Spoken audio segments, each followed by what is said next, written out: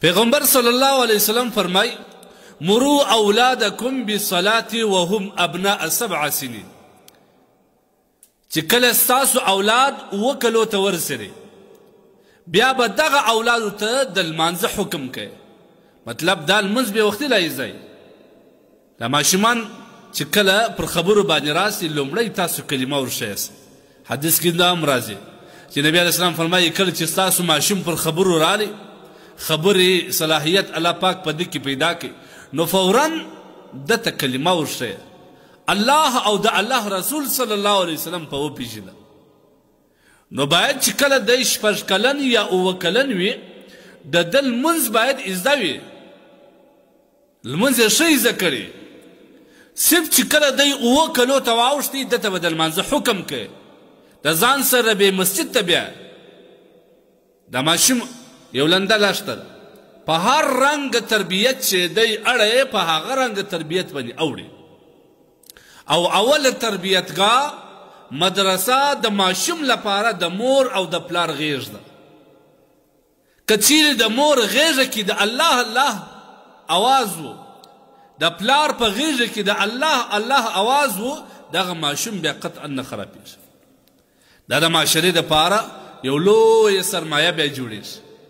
لیکن که چیرې د پلار په غیږ کې د سروز اواز عباس خبرې به ښکنځل د مور په غیږ کې هم داسې د دې ماشوم څخه به بیا څه شي جوړېږي. بیا به دا د معاشرې دپاره څه شي جوړېږي. دا پکار دا ده موږ خپل بچانو ته اسلامي تربیه ورکړو. دا یو ډېر عظیم نعمت دی د اولاد.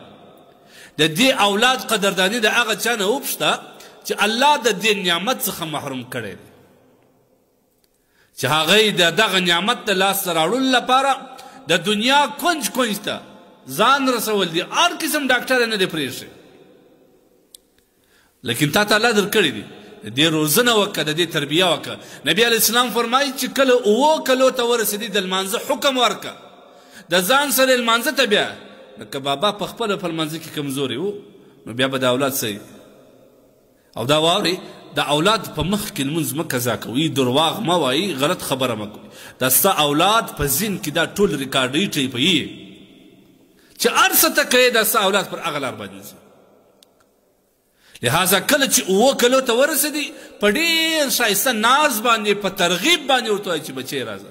موږ خو بله کوو چې کله یو ماشوم مسجد ته راغلی په چپلاخو باندې وي شړي دا قطعا مه شړئ.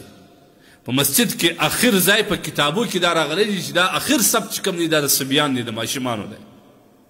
دغه ماشوم چې د اوس څخه په لمانځه باندې په جماعت باندې عادت نسي نو بیا ته څنګه په ده باندې جماعت کوې؟ دا قطعا د مسجد نه مه شړئ.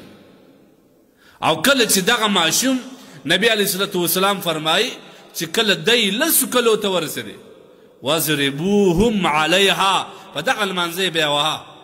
که یو وخت لمونځ دې پاته سوی و چې په لاښ یې وه چې دی په دې پوه شي چې دا لمونځ زما دپاره زما د زندګي دپاره یو مهم شی دی ځکه زما پلار ما ویي په دې باندې. لهذا لمانځه اهمیت باید خپل اولاد ته زموږ دا نوجوان طبقه الله تبارک وتعالی دې ټول ته هدایت وکړي. بعض کسان په لمانځه کې ډېر زیات کمزوري دي. جماعتونه خو پرېږده لمونځ په خپله نه کوي. سهار پر لمر ختو باندې را پاسېږي نو دغه ماشوم بیا داسې کومه تربیه زده. حال دا دی چې نبي علیه السلام فرمایي چې ماشومان په 10 کلو باندې په لمانځه وي نو چې د 10 او د 20 کاله بابا پروت وي لمونځ یې قضا کړی د دې څه حکم دی؟